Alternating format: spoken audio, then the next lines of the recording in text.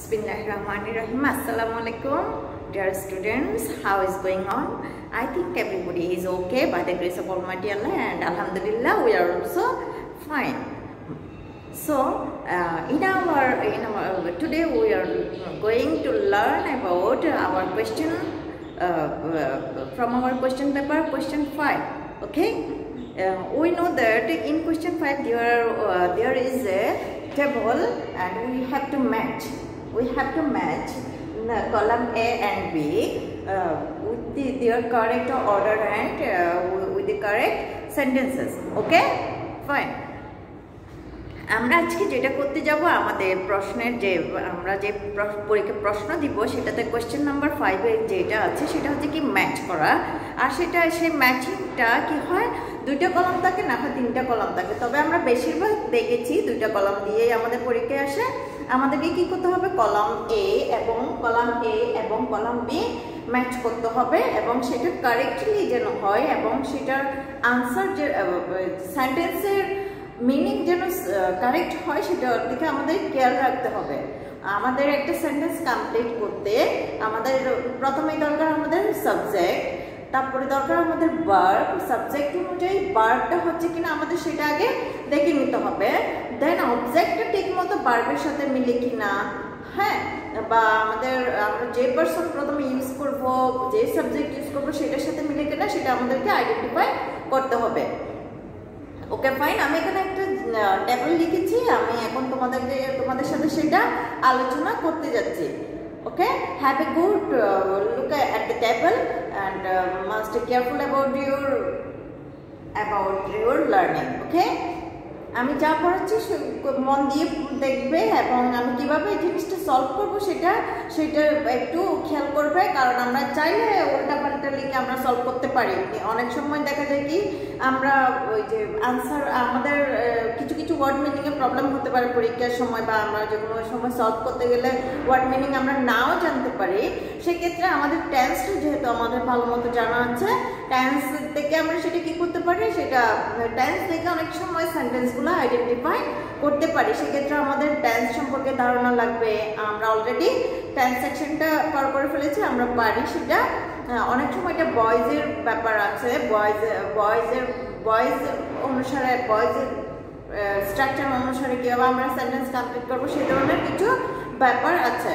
So আমি আজকে কিছু টেকনিক, রুলস বললে ভুল হবে কারণ এই ধরনের কোনো রুলস নাই, জাস্ট আমরা টেকনিক ইউজ করবো কিভাবে আমরা কলাম এর সাথে কলাম বিটা মিলাতে পারি। কারণ আমরা সবসময়, আমি একটু আগে বলেছি, বাংলাটা আমরা অনেক সময় নাও জানতে পারি। Okay fine, now I am going to solve this table. দেখো 5 নম্বরের কোয়েশ্চেনটা একটু আবার পড়ে নিই। Match the text in column A and column B to make complete sentences. Complete sentence হতে হবে এবং অবশ্যই শুধু complete sentence না, complete অর্থ সম্পূর্ণ হতে হবে। ওকে, দেখো কলাম A তে এ নাম্বারে আছে কি every nation has, আমরা আগে কলাম A এবং কলাম B টা পড়ে নিই। every nation has, ওকে, এরপর আছে কি our nation has, C number আছে these are, 3 নাম্বার আছে these days, 3 নাম্বারে 5 নাম্বার ই নাম্বারে আছে কি these days are। ওকে, এখন দেখো আই নাম্বারে 1 নাম্বারে আছে কি কলাম বিতে also some glorious and memorable days, উজ্জ্বল এবং কিছু কি পূর্ণ মর্যাদা সম্পন্ন বা মনে রাখার মতো কিছু আমাদের দিন আছে, ওটা observe with due solemnity। আমরা অবজার্ভ করি দিবসগুলো কিভাবে খুবই সম্মানের সাথে। অলওয়েজ ইন্সপায়ার আস, আমাদের সবসময় কি করে ইন্সপায়ার করে, উৎসাহিত করে। 21 ফেব্রুয়ারি, 26 মার্চ, 16 ডিসেম্বর, এখানে কিছু টাইম ডেট দেওয়া আছে মাস সহ। আর 5 নম্বর আছে সাম গ্লোরিয়াস ডেজ, কিছু গুরুত্বপূর্ণ বা উজ্জ্বল দিন। আমি প্রথমে একটা বেসিক জিনিস আমি তোমাদেরকে শিখিয়ে দিই, সেটা হচ্ছে কি এটাকে আমরা 21 ফেব্রুয়ারি বলবো না, এটাকে আমরা বলবো 21st।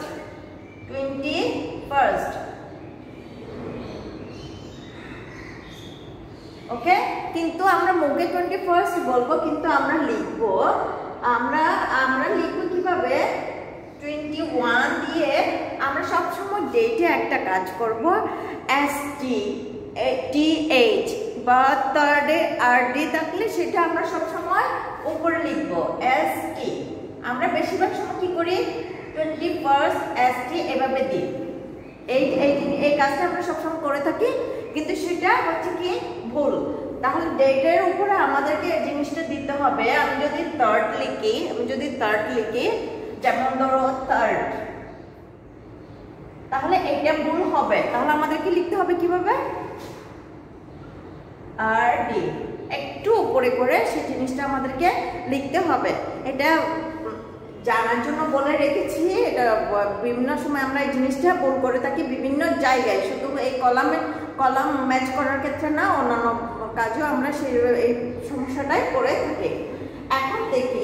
এখন আমরা এটা মেলাবো। আমরা মোটামুটি একটু ধারণা পেয়েছি প্যাসেজটা কি সম্পর্কে, বিভিন্ন কান্ট্রিগুলো বা আমাদের নিজেদের কান্ট্রি বা আমাদের নেশনের কিছু গ্লোরিয়াস ডে সম্পর্কে বলা হয়েছে।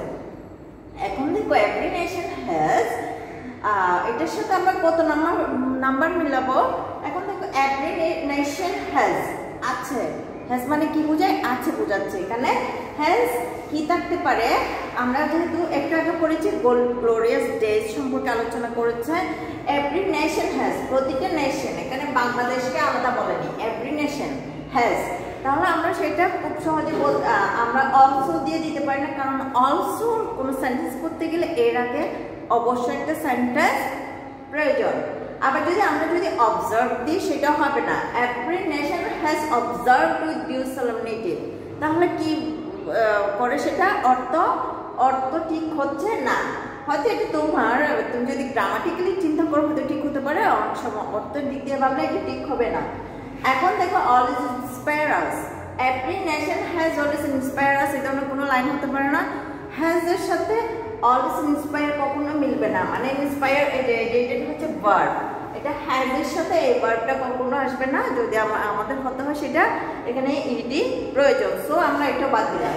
এখন দেখো every nation has 21st February, 26 March, 16 December, তাও হবে না, কারণ সব নেশনে 21 মানে সব জাতিতে বা সব দেশে কি 21st মানে 21শে ফেব্রুয়ারি, 26শে মার্চ বা 16 ডিসেম্বর পালন করে থাকে না। আমরা জানি শুধু আমাদের দেশে পালন করে থাকে, তবে যেগুলো ইন্টারন্যাশনাল ডে হিসেবে পরিচিত সেগুলো বিভিন্ন জায়গায় পালন করে থাকে, যেমন 21st ফেব্রুয়ারি, দ্যাট মিনস 21শে ফেব্রুয়ারি বিভিন্ন দেশে বা প্রায় এটা ওয়ার্ল্ড ওয়াইড পালন করা হয়ে থাকে, অবজার্ভ করা হয়ে থাকে। তাহলে এটা হচ্ছে না। আর বাকি থাকে কি সাম গ্লোরিয়াস ডেজ, আর কি বাকি থাকে সাম গ্লোরিয়াস ডেজ। এখন এটার সাথে মিলে কিনে দেখি, every nation has some glorious days, প্রতিটা নেশনের কিছু গ্লোরিয়াস ডেজ বা উজ্জ্বল মর্যাদা সম্পন্ন মহিমান্বিত ডে থাকে। তাহলে জিনিসটা কি রাইট? Yes, it's right. তাহলে আমরা এটা আনসারটা লিখতে পারি কিভাবে, তাহলে 1 নাম্বার এ নাম্বার দিয়ে a+5, তাহলে এটা কি হবে আনসার, এভরি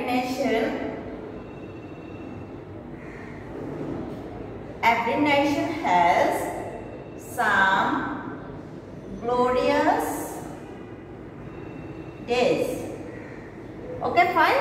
হ্যাঁ, তাহলে এক নাম্বারটা আমরা এ নাম্বারটা সলভ করে ফেলেছি। আমরা সবসময় এই কাজটা করব, a প্লাস এটা দিয়ে, a প্লাস এর সাথে কোনটা হবে সেটা দিয়ে আমরা সেন্টেন্সটা কমপ্লিট করে লিখবো। আমরা শুধু এটা দিলে আমাদের আনসার হবে না, শুধু এটা দিয়ে আমাদের আনসার হবে না, আমাদেরকে এটাও দিতে হবে প্লাস পুরোটা লাইন লিখে দিতে হবে পরীক্ষার হলে। Okay fine.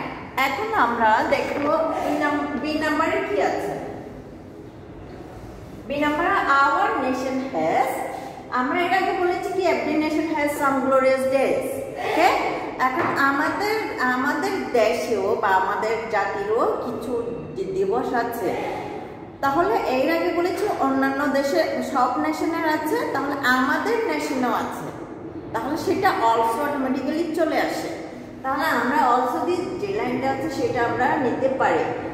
Our nation has also some glorious and memorable days. Okay? তাহলে এটা খুব ইজি, বি নাম্বারের সাথে সাথে আমরা কত যোগ করব? বি নাম্বারের সাথে 1 যোগ হবে আর সেটা হবে কি our nation. Our nation has also some glorious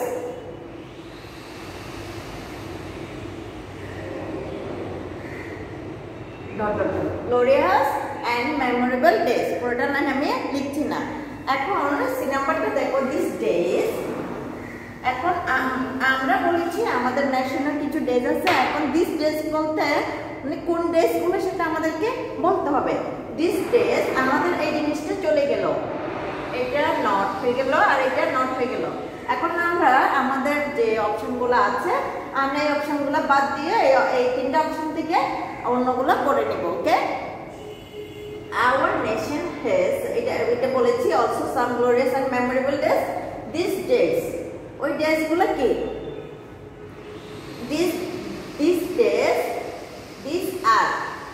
these days are বা these are ওই ডেজ গুলো কি? 21st February, 26th March and 16th December. এখানে দেখো দিস বলতে প্লুরাল বোঝাচ্ছে। এখানে দেখো তিনটা ডেটের কথা বা তিনটা দিনের কথা আমাদেরকে বলা হয়েছে। 21 ফেব্রুয়ারি, 24শে মার্চ এবং হচ্ছে কি 16 ডিসেম্বর। তার মানে আমাদের তিনটা ডে কথা বলা হয়েছে, সেই জন্য এটা কিসে আছে? এটা হচ্ছে প্লুরাল ফর্ম, পুরোটা হচ্ছে প্লুরাল ফর্ম। ওকে ফাইন, তাহলে আমাদের হবে this are 21st February, 26th March and 16th December. তাহলে সি এর সাথে হবে কোনটা? সি এর সাথে হচ্ছে 4 নাম্বার। আমরা লিখতে পারি দিস আর 21st February, এরপরে অংশটা পুরো 21st February, 26th March and 16th December, আরো অনেকগুলো। এরপরে আসছি আমরা কত নাম্বারে? ডি নাম্বারে।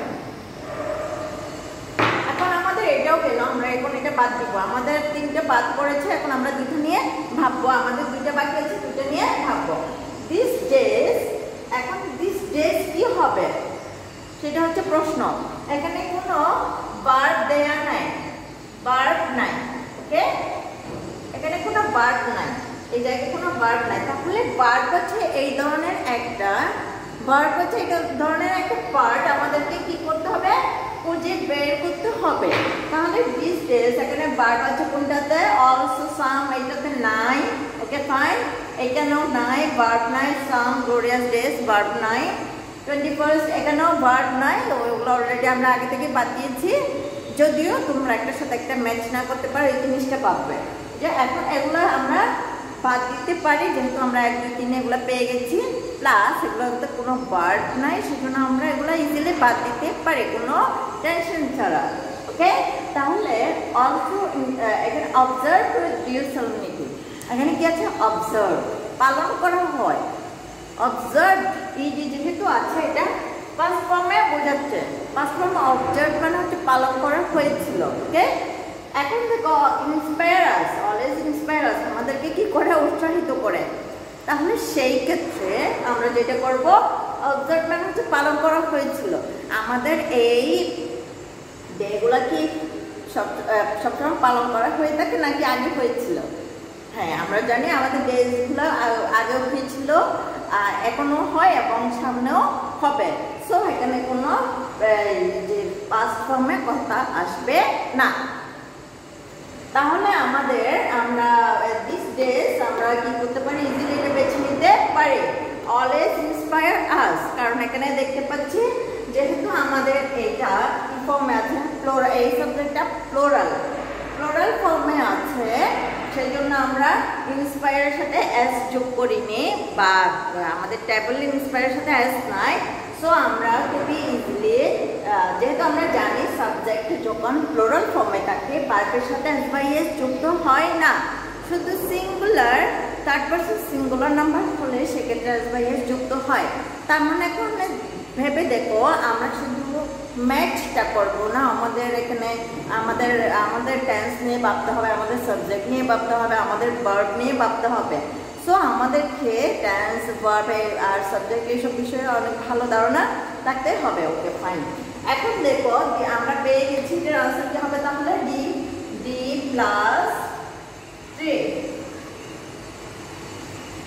these days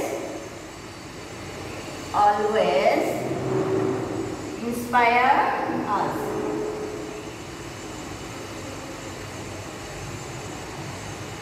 আমি আবার রিপিট করছি একটা কথা, এই যে দেখো এটা হচ্ছে প্লোরাল সাবজেক্ট। এই সাবজেক্টটা আছে কিসে? প্লোরাল ফর্মে। সো যখন প্লোরাল ফর্মে কোনো সাবজেক্ট থাকবে সেটা আমরা ভার্ব করার ক্ষেত্রে কি করতে পারি না, আমরা এস বাই এস যোগ করতে পারি না।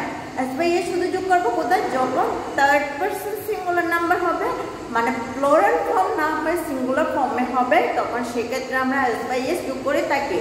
আমরা এখানে দেখতে পাচ্ছি এই পার্টে কলাম বিতে এই সেন্টেন্সের এই পার্টে মানে এস নাই। সো আমরা ইজিলি এই লাইনটার জন্য এই লাইনটা বেছে নিতে পারি। আমি বলেছি সেক্ষেত্রে তখন আমাদের মিনিংসটা একটু না জানলেও চলে, কারণ আমরা বেশিরভাগই আমরা তো আর সব জানতাম না যে আমরা সব কিছুর মিনিং সবসময় জানবো। ওকে হ্যাঁ, এরপরে দেখো দিস ডেজ আর, তাহলে আমাদের এটা চলে গেছে। আর এখন থাকছে কোনটা? শুধু একটাই বাকি থাকে, সেটা হচ্ছে কি অবজার্ভ উইথ ডিউ সলেমনিটি। ওকে, কিন্তু আমাদের মধ্যে কনফিউশন হতে পারে এই লাইনটা কি 5 নাম্বারের জন্য হবে, কারণ আমরা সলিউশন দেখলাম না, আমরা জানি না, আমরা এই এরিয়া আগে এই টেবিলটা পড়িনি। ওকে, তখন আমরা চিন্তা করব যে আদৌ হবে কিনা। ওকে, তো সেক্ষেত্রে আমরা ভাববো, আমি যেটা বারবার বলে আসছি, টেন্স, সাবজেক্ট, ভার্ব বা বয়েজের কথা আমাদের ভাবতে হবে। এখন দেখুন this days are, that means এটা পুরোটা হচ্ছে এই সাবজেক্টে কিসে আছে? এখানে সাবজেক্ট হচ্ছে দিস ডেজ, সাবজেক্টটা প্লোরালে আসছে, কারণ এর আগে আমরা দেখেছি এটা হচ্ছে প্লোরাল। ওকে, তারপরে এর সাথে ভার্বটাও কি দেখছি? অক্সিলারি ভার্বটা আর দেখছি। ওকে, আর অবজার্ভ উইথ ডিউ সলেমনিটি। এখন তোমার কথা হচ্ছে আর থাকলে সাবজেক্টের সাথে ভার্বের সাথে মেইন ভার্ব বা বেস ভার্বের বেস ফর্ম হলে সেক্ষেত্রে আইএনজি যুক্ত হয়। এখন তোমার কথা যদি সেটা ঠিক হয় তাহলে সেক্ষেত্রে আমার এটা হবে না লাইনটা। আদৌ কি তাই? No, not always. মাঝে মাঝে যখন, মাঝে মাঝে না, সবসময় বয়েজ যখন একটা কাজ অন্যের দ্বারা হয়ে থাকে, একটা কাজ অন্যের দ্বারা ঘটে থাকে, সেই ক্ষেত্রে আমাদের সবসময় কি হবে? অক্সিলারি ভার্বের সাথে ভার্ব প্লাস মেইন ভার্ব বা বেস ভার্বের বেস ফর্মের সাথে কি হবে? ইডি যুক্ত হবে। ওকে, কিভাবে সেটা আমি দেখাচ্ছি তোমাদেরকে। দেখো দিস ডেজ আর অবজার্ভ, এখানে বলা হয়েছে পালন করা হয়। ডেগুলো নিজে নিজে পালিত হয় নাকি আমরা তাদেরকে ডেজগুলো পালন করি? ইয়েস, অবভিয়াসলি আমরা ডেজগুলো পালন করে থাকি। সো দিস ডেজ মানে অন্যজনের দ্বারা হয়ে থাকে। ডেজগুলো নিজে নিজে হতে পারে না, ক্রিয়া সম্পাদন করতে পারে না, অন্যের দ্বারা ক্রিয়া সম্পাদন করে থাকে। দিস ডেজগুলো ক্রিয়া মানে হচ্ছে কাজ সম্পাদন করে থাকে। মানে কি অবজার্ভ করে দিস ডেজ তারা অন্যরা, সেই জন্য অন্যের দ্বারা গঠিত হয় বলে এটা কি ফর্মে আছে? ভয়েস এন্ড প্যাসিভ ফর্মে আছে। কারণ আমরা জানি প্যাসিভে কি হয়? প্যাসিভে হয় কি যদি এখানে যদি কি হয় যে তোমার অক্সিলারি ভার্ব হয়,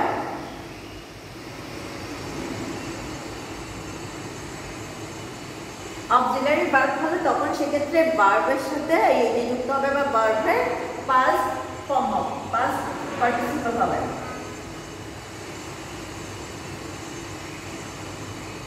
ভার্বের পাস্ট পার্টিসিপল।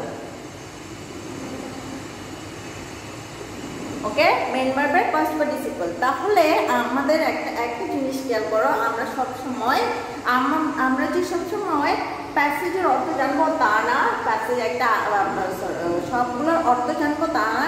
যে কোনো কিছু আমাদের করতে গেলে কিছু আমাদের টেকনিক ইউজ করতে হয়, এবং সেক্ষেত্রে আমাদের অন্যান্য বিষয়গুলো একটু মনে করো আমাদের এটা কমন করেনি পরীক্ষা হলে, আমরা পারি না। Okay fine, it doesn't matter, there is nothing to worry something. ওকে, আমরা এখানে চিন্তা করার কোনো বিষয় নাই। আমরা এটা নিয়ে আর ভাববো না যে আমি পারিনি, আমি করব না। ওকে, এই ধরনের কিছু ভাববো না। আমরা জাস্ট আমাদের একটু কমন সেন্স দিয়ে আমরা টেন্স হিসাব করে বা কোন ফর্মে আছে সেটা দেখে বা সাবজেক্ট হিসাব করে বা ভার্বটাকে চিন্তা করে আমরা সেক্ষেত্রে কী করব, আমরা এটা সলিউশনটা বের করব বা চেষ্টা করব। চেষ্টাটা আমরা কখনোই ছাড়বো না। এটা আমি দেখতে পাচ্ছি কি এখানে কিছু কঠিন ওয়ার্ড আছে, আমি এটা পারবো না, I want to touch it, এরকম করে কখনো আমরা ফেলে আসবো না। But you will try and try and try. Okay, টেন্সটা বেশি করে ট্রাই করবে। টেন্সটা যখন পারবো, আমি এর আগের ক্লাসে আমি তোমাদেরকে ট্রুফলস দেখেছি, এর আগের ক্লাসে তোমাদেরকে আমি 4 নাম্বার পড়েছি, ওখানে কিছু টেন্সের বিষয় ছিল। সেটা মোট কথা হচ্ছে আমাদের টেন্সটা ভালো করে রপ্ত করতে হবে। টেন্স না করলে আমরা মোটামুটি সবগুলো আমাদের টাচের বাইরে চলে যাবে, আমরা আমাদের আনসার করতে কষ্ট হবে। এখন ফাইনালি আমি আনসারগুলো আরেকটু লিখে দিচ্ছি। এর সাথে হবে 5, বি এর সাথে হবে 1, সি এর সাথে হবে 4, তারপরে ডি এর সাথে হবে